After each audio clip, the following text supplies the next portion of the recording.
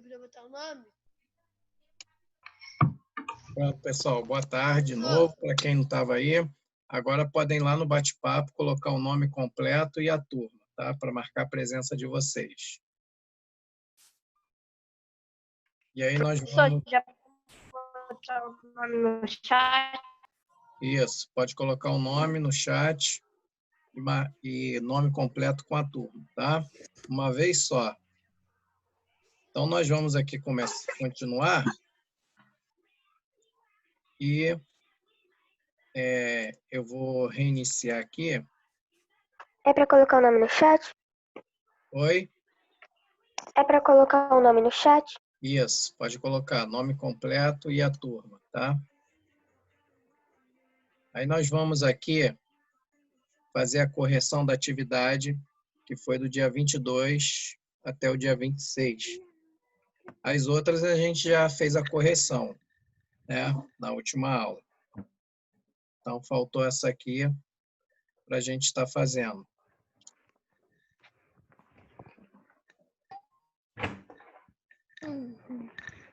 Bom, então vamos lá. Então, aqui nessa atividade que eu tinha passado para vocês, que é justamente sobre a questão da água, né?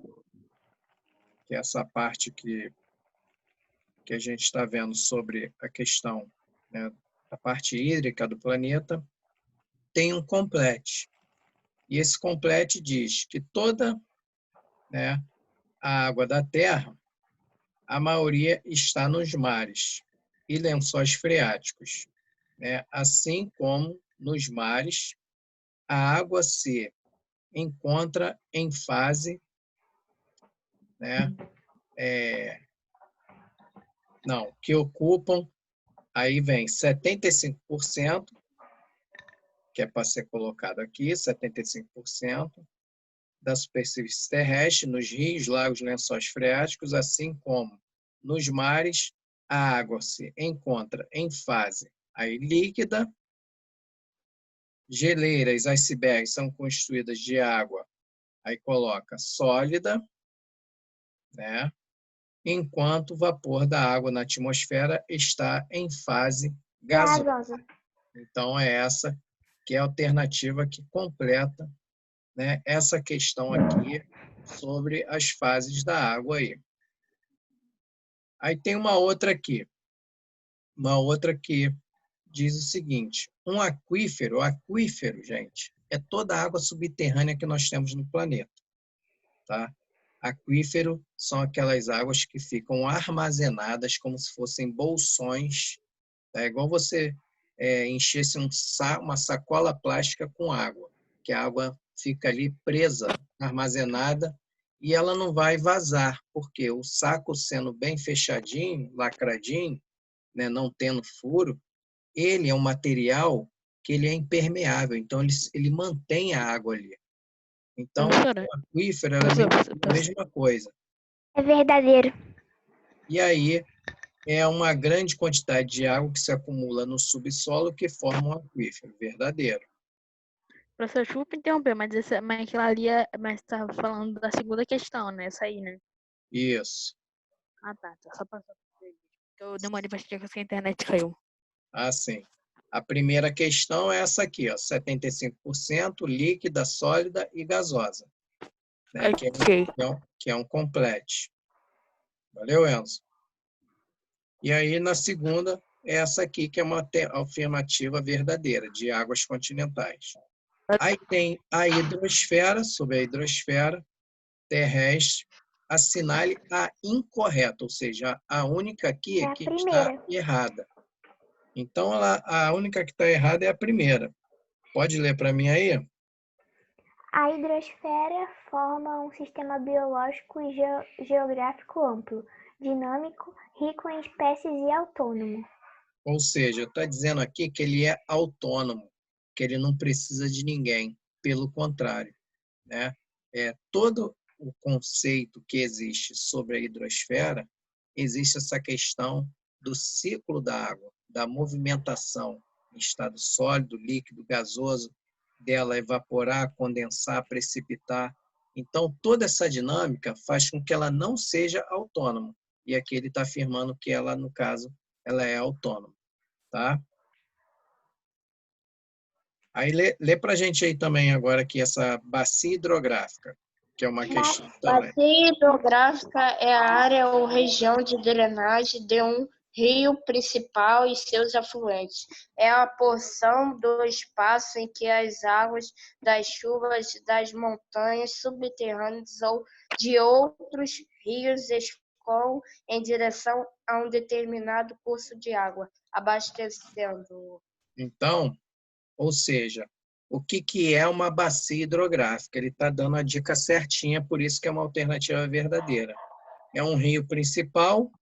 Nesse rio principal tem seus afluentes, é como se fossem os braços saindo, né, de um rio principal.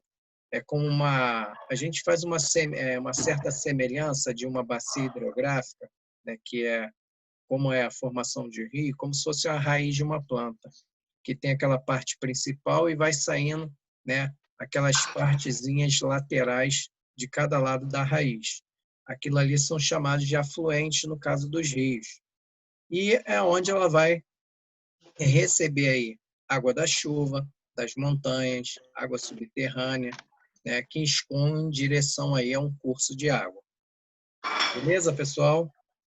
Então aí nessa questão, ó, tem 49 alunos que não fizeram.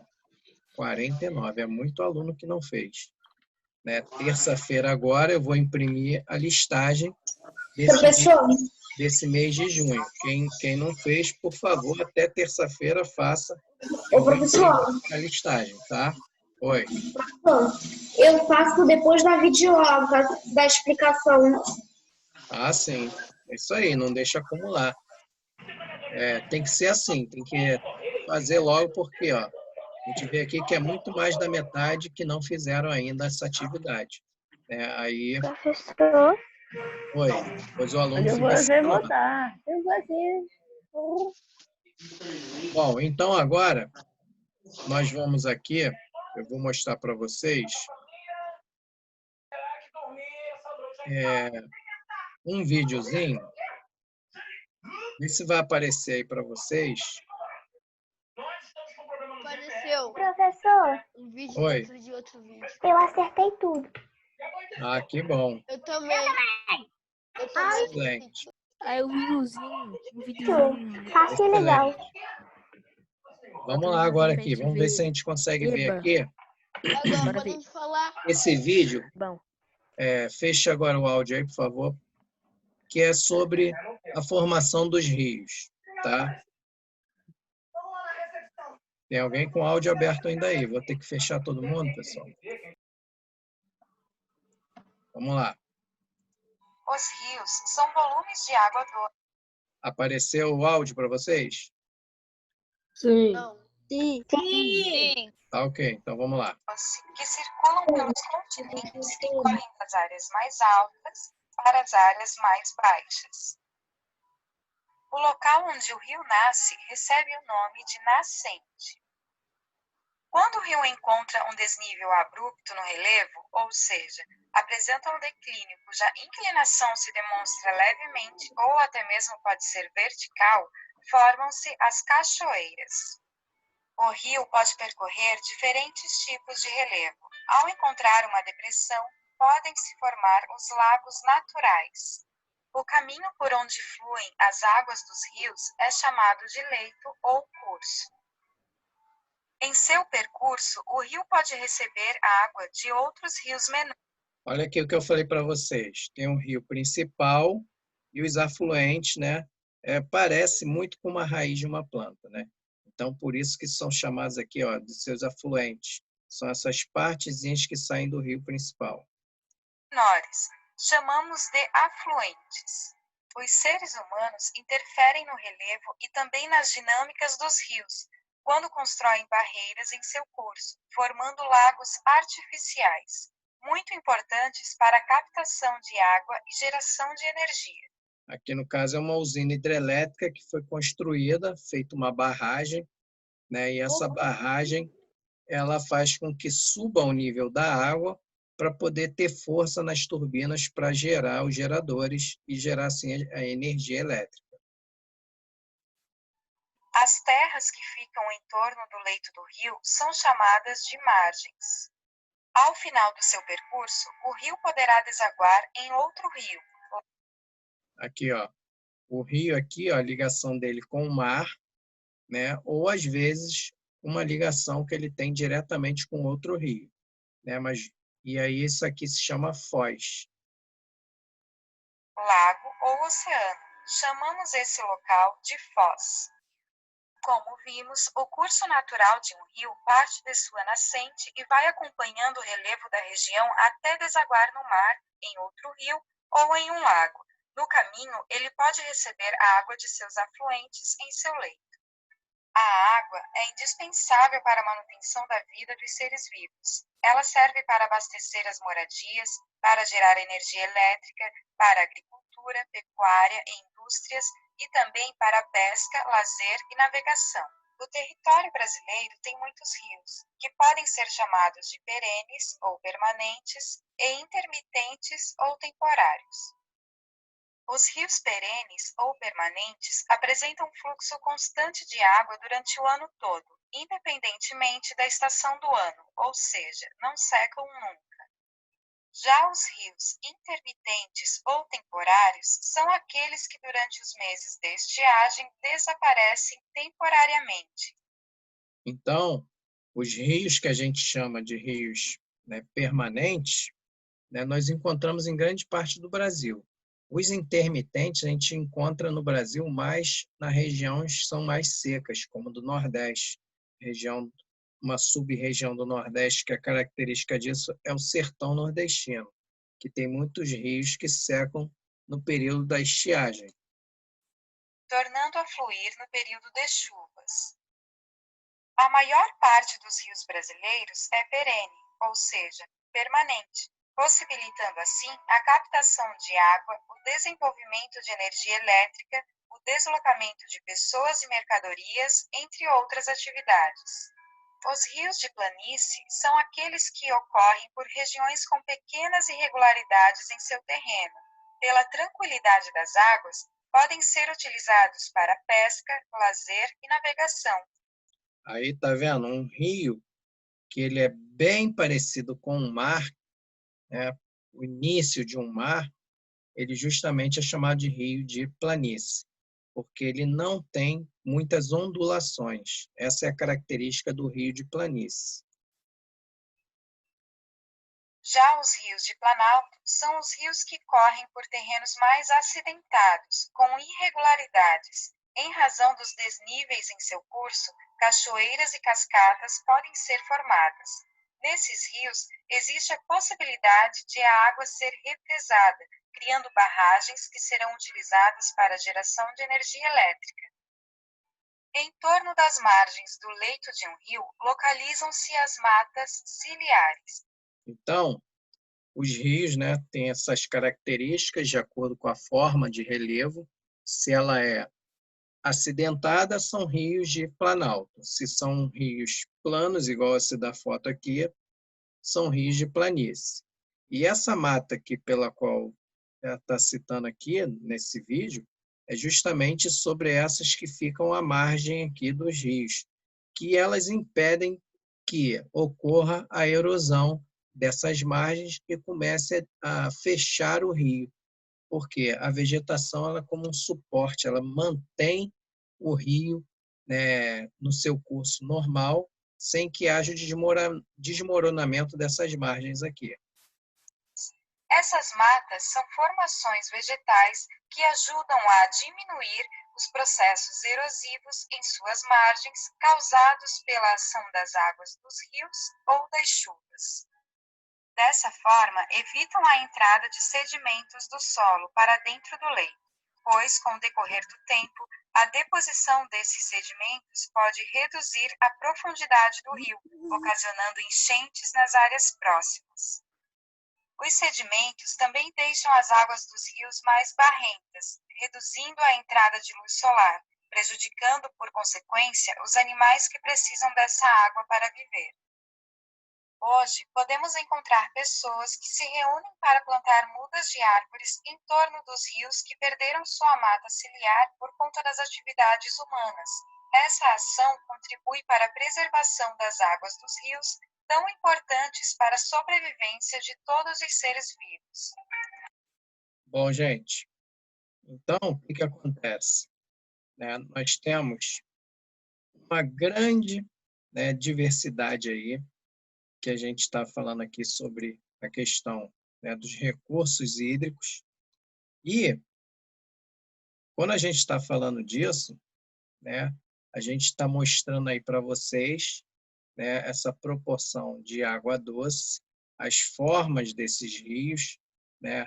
A gente já falou sobre, né, um pouquinho de cada um, e eu coloquei agora aqui esse slide, né, que ele é um complemento aqui dessa parte que a gente está estudando, que mostra aqui uma definição de mar, que são as águas salgadas que banham o continente.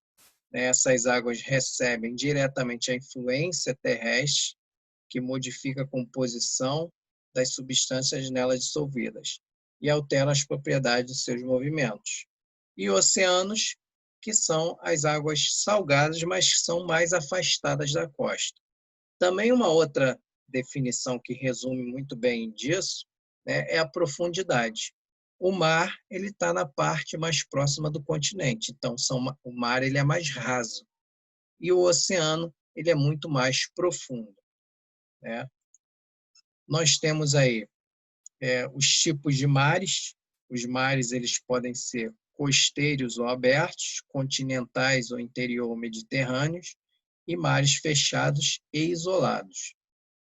Aqui tem um exemplo de cada um deles, né? O mar interior ou mediterrâneo, que é uma foto, inclusive, de Professor, qual é a parte do Brasil? Oi? Não, aqui a gente está vendo, aqui a gente não está vendo a parte do Brasil, não. A gente está vendo aqui entre a Europa e a O África. Brasil é quais? E essa parte aqui. Mar aberto, mar fechado ou mar interior mediterrâneo? Não, nesse caso aqui, para dar esses 3 exemplos, a nível mundial, o que nós estamos vendo aqui? Que justamente para conseguir localizar esses 3 tipos, nós vemos aqui nessa parte do mundo, que é entre a África aqui e a Europa, na Ásia, tá? Que é o mar fechado, e esse mar aberto aqui. Tá? No Brasil, nós não podemos citar esses tipos de exemplo. Podemos citar outras situações, né? Aí tem o mar costeiro, que inclusive eu coloco aqui para vocês, né, que comunicam-se amplamente com os oceanos. Né? Temos exemplos aqui, como eu falei, nem toda parte do mundo tem, que é o Mar do Japão, Egeu, de Bering, Oman, Hudson, né, e das Antilhas. Fala. Se o mar é fechado, como que tem água? Eu vou chegar lá, tá? Através das chuvas. Já vou chegar lá. Não, porque existe uma pequena abertura de entrada para essa água, tá? Então, nós temos aqui os mares continentais, né, que são chamados mares interiores, como o exemplo aqui do Mar Mediterrâneo, Mar Vermelho, Mar Báltico e Mar Negro. Comunicam-se com os oceanos através de estreitos e canais, tá? Podendo situar-se entre os continentes. E aí tem continentes entre eles ali.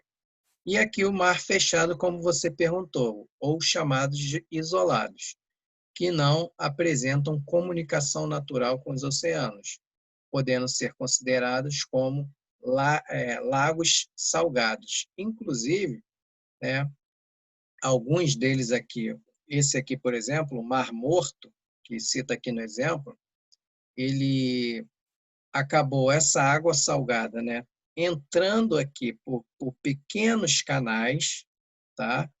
Ele ficou fechado, e aí o que acontece? A salinidade dele aumentou muito.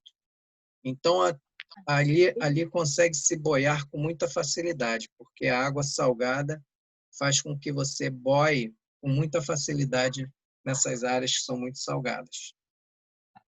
Bom, nós temos... Oi. Nós temos aqui, né, os principais oceanos e mares do nosso planeta, né? O oceano. Essa aqui é uma imagem, como eu falei para vocês, sem as nuvens, né, que mostra aqui os continentes direitinho através do satélite, e fizeram essa junção aqui através dos computadores. Então, nós temos o Oceano Pacífico, que ele, é claro, nós estamos numa circunferência, então ele vai sair aqui do outro lado, que é né, a outra parte que faz a ligação com ele. Aqui a gente está vendo o planeta esticado, mas, na verdade, ele não é assim. Temos o Oceano Atlântico, né, que existe aí as características dele de grande navegação, porque a Europa começou a navegar bastante por ele para explorar os outros continentes, né? Tem o Oceano Índico, né, que ele fica aqui nessa região aqui entre o continente africano, a Ásia e a Oceania. E volto a dizer, o Oceano Pacífico. Tem um mar em cima que é o Ártico e tem o mar Antártico abaixo.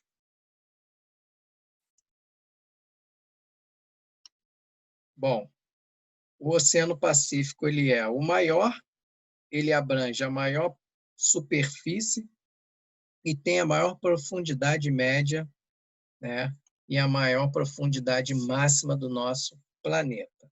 Então, ele é o maior dos oceanos.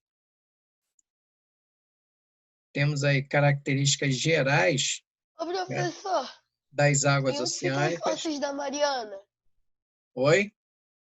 A A gente Força vai da chegar lá, a gente vai Mariana. chegar lá, já já. A gente já vai chegar lá, tá? Só um minutinho. Nós temos aqui, ó, as temperaturas, né? As temperaturas, a quantidade de sal, que é a salinidade que existe nas águas. Algumas delas que são congeladas, igual aqui, ó, vou voltar aqui no mapa. Tanto essas águas aqui do Ártico como do Antártico, existem águas que são congeladas, né, por períodos em que passa aí essa questão aí, que é a questão de inverno, e mesmo fora do inverno são águas que estão próximas aos polos, então tem uma temperatura muito elevada, tá? Quer dizer, muito baixa. Aí se tornam águas congeladas, ou seja, ficam aí abaixo de 0 graus.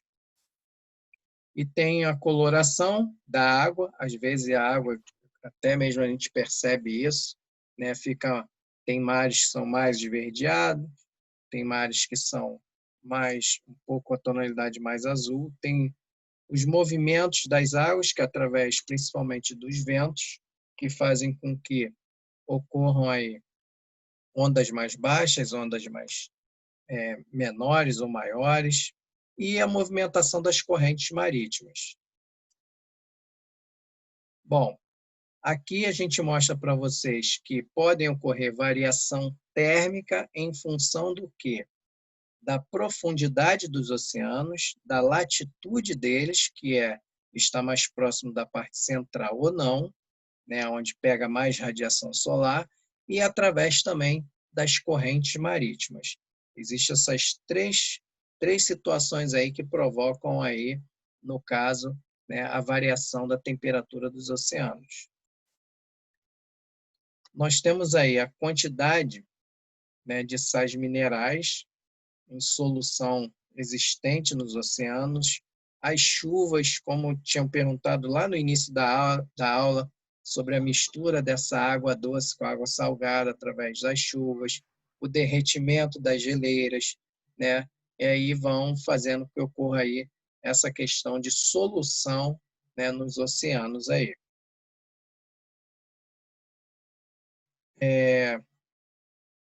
Processos físicos de retirada e extração do sal. A gente sabe que o oceano ele fornece uma quantidade muito grande de sal, né? Tinham perguntado para mim também sobre a questão de retirar a água do mar para a gente ingerir, para a gente poder usar essa água, que é feito aqui, ó, através da dessalinização da água, né? onde tem pouca água doce. Aí eu falei que muitos países já fazem desse uso aí, ó, ele cita aqui o Oriente Médio, que é na Ásia, a Austrália e Caribe fazem muito isso aí. A água doce também é obtida para o consumo humano, nas questões aí, principalmente hoje, para se produzir qualquer alimento, você vai ter que ter um sistema de irrigação, né? Ou seja, tudo acaba envolvendo esse recurso hídrico aí. Bom, aqui eu falei para vocês do Mar Morto, né? Olha aqui, ó, isso aqui é tudo pedras que foram cobertas por sal, né? A salinidade lá é muito elevada. Então, essa quantidade aí é 10 vezes maior, superior à dos demais oceanos, por estar justamente na parte em que não há a movimentação e a circulação da água. Então, por isso que a salinidade dele é muito maior. Bom, aqui nós temos, olha, nas altas latitudes, né? Professor, Oi, mas nesse Mar Morto tem algum ser vivo? não, justamente por isso que ele tem esse nome. Por ter tanto sal que nada consegue sobreviver, tá? O sal ele acaba realmente, né, matando a vida. Se você jogar muito sal no solo, por exemplo, você não consegue plantar nada ali que vai conseguir ter uma vida duradoura naquele solo ali. Porque justamente o sal ele acaba matando ali o que tiver de vida. Então, a mesma coisa na água. Se tiver uma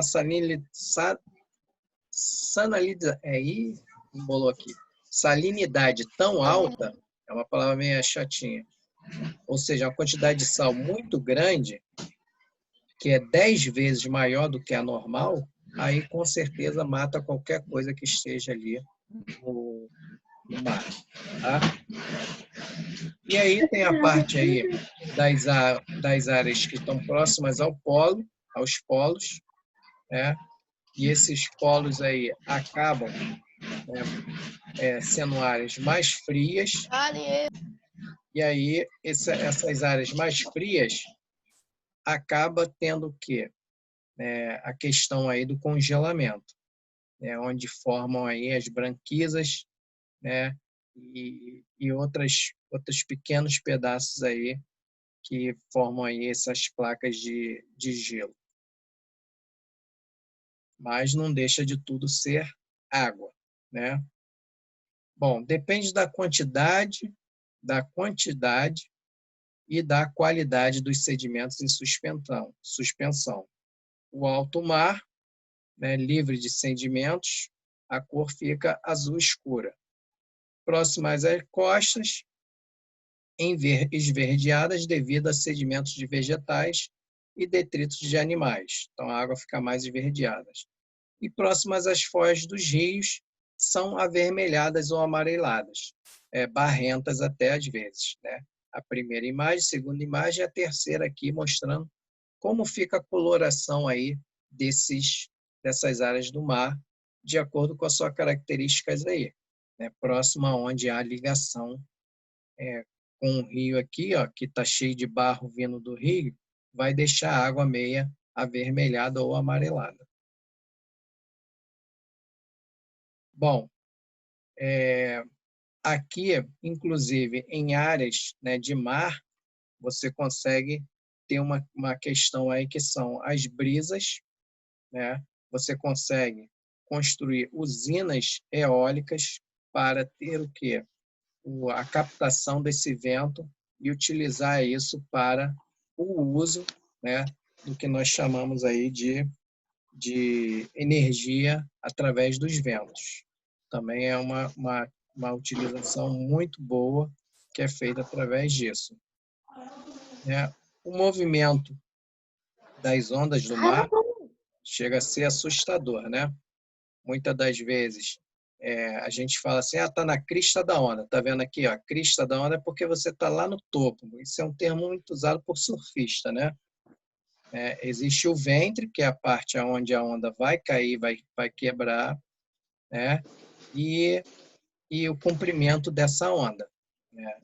Então, temos aí no mar essas características aí de movimento da onda. Professor, por que Oi. existe mares que tem ondas pequenas e mares que existem ondas Aí, grandes? foi o que eu expliquei lá para vocês antes. Eu falei sobre a questão do vento. Lugares onde vai ventar mais, você vai ter ondas mais altas. É o movimento das águas. Então, se a gente chegar em uma praia e não tiver ventando, vai ter pouca onda. Aí começar a ventar muito, vai ter muita onda? Vai gerar mais ondas. Olha, eu te dou um exemplo, até ali para aqueles lados ali da Costa Verde, como Mangaratiba, Angra dos Reis, etc. Aqueles lados de lá, que são as praias, né, por estarem em lugares mais reservados, que o continente já tem uma formação que parece que vira uma piscina ali, mesmo ali, quando começa a ter uma virada de tempo, está se aproximando ventos mais fortes, etc., eu mesmo já estive lá num momento desse e começou a gerar muito mais ondas do que aquela tranquilidade, aquele mar que parece uma piscina, né? Fica muito mais agitado. Na Zona Sul tem muitas ondas altas. Quer dizer que lá venta muito?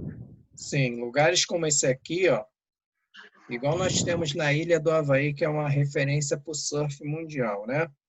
Lá venta muito, porque é uma ilha e está localizada num ponto de corrente de massas de ar muito forte. Então, tem ondas assim o tempo todo. Professor, mas como as ondas elas são formadas? Como são formadas? Pelos ventos, pela ação do vento. O vento faz a movimentação do mar. É claro que existe a onda que é criada de uma forma, né, também natural, mas é um movimento que não é um movimento constante, é como quando há o tectonismo, quando a gente falou já um pouquinho disso, que aí gera o tsunami, quando tem um tremor do oceano. Aí é uma outra situação, aí é por acaso. Agora, assim não, você vai numa praia como essa daqui, você vai ver essa movimentação todas as vezes que você for lá, porque já é um lugar que tenha, né, o tipo de movimento das massas de ar. Por isso que, logo ao amanhecer, geralmente tem poucas ondas, porque depois, conforme vai passando o dia, o decorrer do dia, vai havendo as mudanças na temperatura, vai mexendo com a pressão que ela varia e dá força maior ou menor aos ventos, então vai gerando maiores ondas, tá? E o posicionamento da Lua. Isso também tem isso, de maré mais alta e maré mais baixa, né? É por isso que eu gosto de morar aqui no Brasil, porque eu não tenho esse negócio de tsunami, essas coisas. Oi. Ah, mas tem praia que tem uma onda que só Jesus já causa. Verdade. Exato. Deixa uma bola de cima causada por tsunami.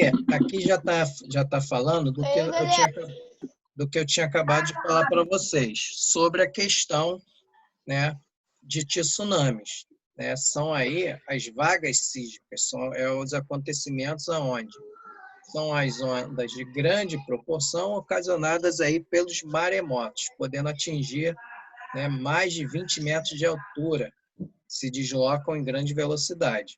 Aí mostra a onda atingindo um lugar, né, e depois esse lugar completamente aí destruído.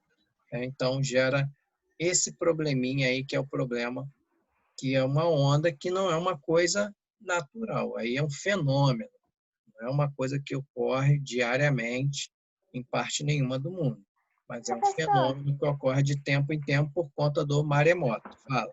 Professor, se o senhor tivesse em um país que tivesse tsunami e tivesse tendo, o senhor ia fazer o quê? Você ia aceitar a morte ou ia sair correndo? Eu ia tentar correr para uma área bem alta. Eu ia aceitar a morte, porque eu já sabia que eu ia morrer mesmo, então... Não, mas você pode salvar. De repente, se você conseguisse correr para uma área bem elevada, É tipo uma família que sobreviveu ao tsunami. Os elefantes avisaram a elas e foram embora dali. Maria Clara, Oi. eu te aconselho Foram você embora, ver, mas o tsunami eu te, pegou. acon- Mas eu te sobreviveram. aconselho é você ver a quinta onda. Eu já vi. É? Eu já vi.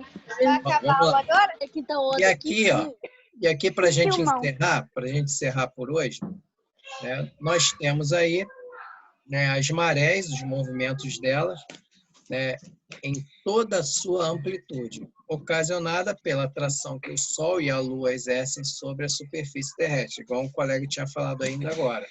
Né? Tem também a influência, né, lunar, que faz com que a maré suba ou fique mais baixa.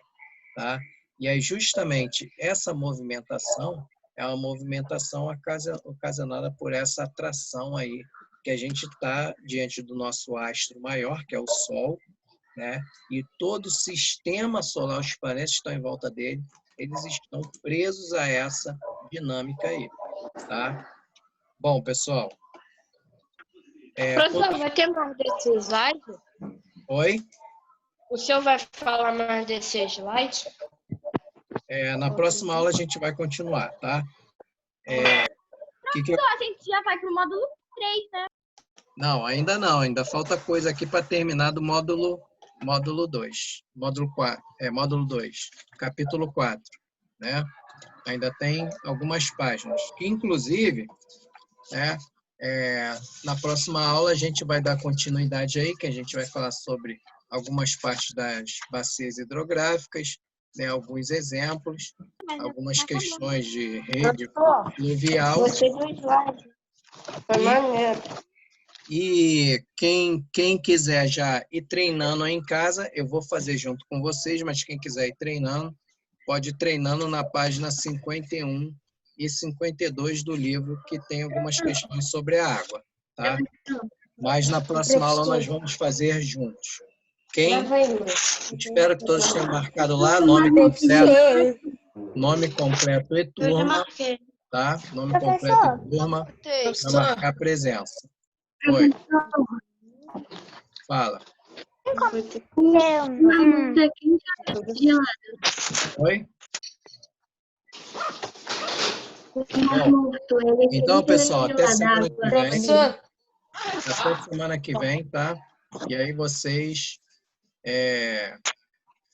leiam esse capítulo 4 para a semana que vem a gente continuar a aula aí, batendo papo aí sobre as águas, tá?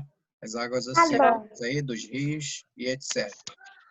Façam as atividades que ele fez da plataforma até terça-feira, tá?